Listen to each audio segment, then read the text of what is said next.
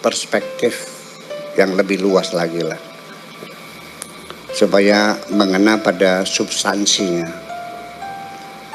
Memang sholat ini oleh umat Islam terlalu dibesar-besarkan. Sepertinya segala-galanya itu sholat. Hadis tentang sholat banyak sekali. Tetapi dalam Al-Quran hanya disebut sekali-kali. Betul gak? Dan tidak diuraikan. Berapa rokaat, bacanya apa, sujud seperti itu nggak ada. Hanya aqimus sholat saja. Dari mulai surat Al-Baqarah, Dzalikal kitabul la raiba fihi hudal muttaqin alladzina yu'minuna bil ghaibi wa yuqimunas sholat. Itu saja, yuqimunas sholat, aqimus sholat. Ada lagi aqimus sholat liduluki syamsi, ada lagi aqimus sholat li dzikri, tapi tidak dijelaskan. Segudang, bahkan kajian kitab fikih, ya, Fiqhul Madzhabul Arba'ah 6 jilid, itu hampir 2 jilid bab sholat semuanya. Kenapa terlalu besar ini? As-sholatu imaduddin, sholat itu tiang agama. Faman aqamaha faqad aqamaddin. Kalau mendirikan sholat berarti mendirikan agama. Wa man tarakaha, dan barang siapa meninggalkan sholat faqad haddamaddin, berarti menghancurkan agama. Lalu hadis lagi, inna awwala ma yuhasabu bil mar'u yaumal qiyamah as-sholatu, nanti di hari kiamat yang pertama-tama dihisab amalan kamu adalah sholatmu. Apabila sholatmu nggak benar, maka semua amal kebaikanmu nggak ada yang diterima. Ini betul-betul sepertinya sholat itu menjadi kerangka besar dalam beragama. Betul nggak begitu? Iya. Ternyata di dalam Al-Qur'annya malah yang menjadi tolok ukur bukan sholat.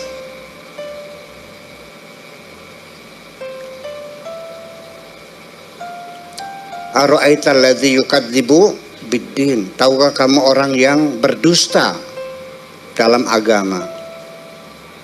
Fadzalikal ladzi yad'ul yatim, yang membiarkan anak yatim terlantar. Wala yahuddu 'ala ta'amil miskin, dan tidak mau ngasih makan orang miskin. Fawailun lil, jadi artinya kalau kamu tidak melihara anak yatim, tidak ngasih orang miskin, sholatmu dibayar dengan well. Kebalik-balik gitu. Sing bener nanti. Hadis apa Quran? Ya wis. Jadi artinya bahwa streamline dalam beragama, menurut Al-Quran, beragama itu lebih mementingkan keadilan sosial dan supremasi hukum daripada agama, daripada ritual-ritual. Ritual ini sebetulnya hanya pelatihan membangun jiwa kita, betul nggak? Dari sholatnya, dari puasanya, zakatnya, hajinya, itu membangun kepedulian sosial. Yuk kita uraikan sebentar. Setiap hari kita berjamaah 5 kali di musola atau di masjid. Setiap blok ada musola, betul nggak? Ketemu 5 hari, terjadi komunikasi yang intensif. Dulu belum ada HP, Pak. Pertemuan fisik langsung. Artinya kondisi yang ada di desa masing-masing, kita tahu siapa yang mati, siapa yang sakit, siapa yang datang, siapa yang pergi. Tahu semua kan? Karena tiap hari ketemu. Salaman tiap hari, sehari 5 kali. Betul nggak? Orang seminggu sekali kita rapat satu desa. Jatuhnya hari Jumat, dikasih pengarahan. Pidato pertama itu menyampaikan laporan pembangunan minggu yang kemarin. Pidato yang kedua menyampaikan usulan-usulan pembangunan yang akan datang. Ternyata masih banyak, dulu sekarang udah berubah. Dulu khotbah harus pakai bahasa Arab. sampai sekarang masih ada. Di masjid sini pakai bahasa Arab, bahasa Indonesia. Bahasa Jawa, ya wis bagus. Masih banyak masjid yang khutbahnya pakai bahasa Arab. Karena ini ibadah mahdah, ya harus pakai bahasa Arab. Seperti sholat juga pakai bahasa Arab, nggak boleh pakai bahasa Indonesia tuh. Ya harus Allahu Akbar, nggak boleh Allah Maha Besar, Gusti Maha Agung, ya nggak ada. Ya nggak boleh, harus berbahasa Arab. Jadi khotbahnya juga begitu. Nah sekarang kalau imamnya khotibnya pakai bahasa Arab, kenapa makmumnya pada ngantuk? Kurang ngerti. Terus apa? Bayangkan, kita masuk masjid. Andaikan seorang sekda atau pejabat atau dan ramil atau bupati datang terlambat, boleh nggak menyingkir orang di depan untuk bupati ke depan?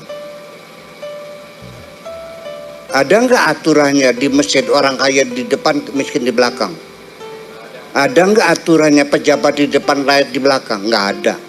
Aturannya sahabat sing tekane ulu, dolo kening tekane kari, ning gore. Untuk apa? Pembauran. Dan coba kita rasakan dalam diri kita. Hei orang kaya, ketika kau masuk masjid, masih ingatkah engkau kaya? Lupa. Percayalah. Hei orang miskin, apakah engkau kecil hati, minder, berdampingan orang kaya? Tidak. Dia lupa jadi orang miskin. Itu kesetaraan dibangun setiap saat di dalam agama Islam kita ini. Paham dikit? Zakat 10%, bukan palang, 10% atau 5% atau 2,5%, itu untuk kepedulian sosial. Betul enggak? Puasa untuk membangun cinta kasih kepada mereka yang miskin, merasakan sendiri betapa sakitnya orang lapar itu. Semuanya kepedulian sosial. Itu yang jadi persoalan. Andaikan Islam ini dibalik sekarang, ibadah sosial kita utamakan daripada ibadah rutia, ibadah seremonial dan ritual, saya kira bangsa ini akan makmur semuanya. Betul enggak? Masa ibadah umroh tiap tahun, tetangganya anak yatim nggak sekolah dibiarkan saja? Ini kan jadi persoalan. Nah, jadi sekali lagi itu persoalan sholat itu jangan dibesar-besarkan. Oke, begitu ya. Tetapi gimana ini fikih? Kita bicara fikih. Ini tadi bahasa-bahasa pemahaman filosofisnya. Ini fikihnya gimana? Wajib qadha enggak? Ada pertanyaan, Pak Kiai, bagaimana hukumnya orang meninggal sholat 10 tahun? Wajib qadha enggak? Ya wajib katanya. Jadi 10 tahun mengqadha sholat gitu. Jadi sholat duhur 2 kali, sholat duhur dan qadha duhur. Nanti asar qadha asar, sholat maghrib qadha maghrib, sholat isya 10 tahun lagi gitu. Konon pengen ya kari majeng Islam maning bae istighfar pan syahadat man terus.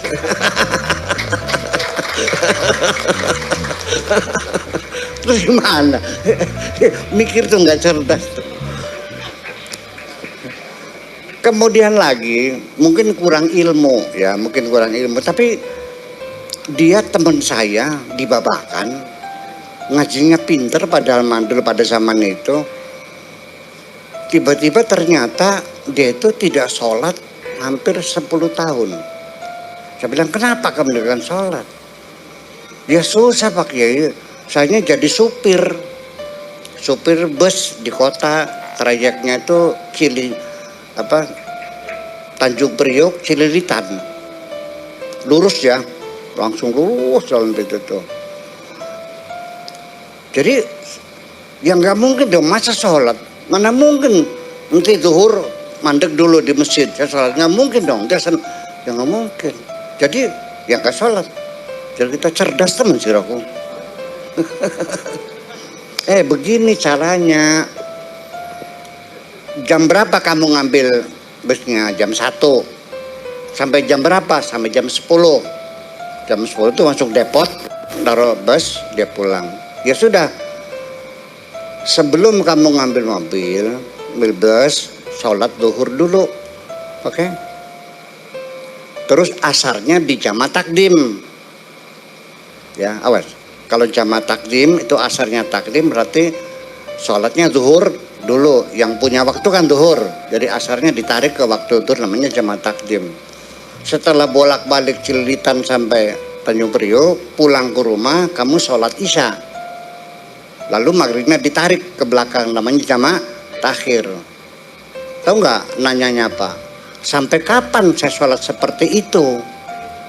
Ya saya nanya lagi, sampai kapan kamu jadi supirnya? Kalau tidak begitu berarti umat Islam tidak boleh jadi supir, tidak boleh jadi masinis, tidak boleh jadi pilot, tidak boleh jadi nakoda, betul nggak? Sih, angan-angan temen sih. Ya itu, jangan dipersulit. Yassiru wala tu'assiru. Gampangin saja, nggak usah dipersulit kok. Udah selesai. Nah, sampai ketika saya juga pernah macet di Jatinegara, belum sholat asar. Macet di tengah-tengah jalan, depan belakang sudah mobil semuanya macet, belum asar. Terus gimana? Ya sudah, saya sholat asar. Usalli fardhu asri arba rakaatin ihtiraman lil waqti. Sholat asar menghormati waktu sholat asar. Wudu nggak? Ya nggak, gimana wudunya? Ngadepnya kemana? Masih diputar mobilnya. Iya kan? Jadi sambil baca Fatihah sambil segala macam, ada isyaratnya. Kalau ruku ya ndeluk dikit, ya kalau sujud ndeluknya agak. Assalamualaikum. Nah pulang ke rumah maghrib dikodok, berarti saya tidak meninggalkan asar. Seperti itu. Ini kasusnya kan orang tua mungkin sudah jompo ya, nggak ada yang nguduin, nggak ada yang nyiapin, mungkin karena kesulitan itu. Lalu